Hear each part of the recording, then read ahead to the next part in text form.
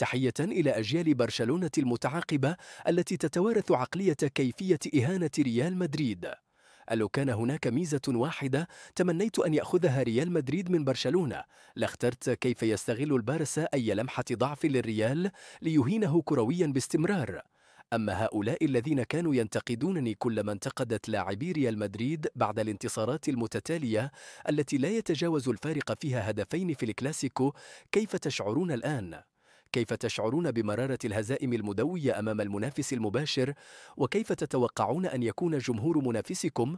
هل ما زلتم مصرون أنني كنت على خطأ بأن الفوز المهين على المنافس مهم جدا، خاصة ومنافسك يظهر لك ضعفه؟ كم مرة فوت فيها الريال فرصة افتراس برشلونة وأضاع على نفسه انتصارات عريضة على مدار السنوات الماضية مع مختلف المدربين. هذا برشلونة يعلمكم دائما كيف تفوز على منافسك وتجعله صغيرا أمامك كلما قدم لك هدية بإظهار ضعفه. حتى بعد النقص العددي لم يستطع ريال مدريد استغلال ذلك، وظل عاجزا عن اختراق الدفاع وكأنه فريق درجة ثانية.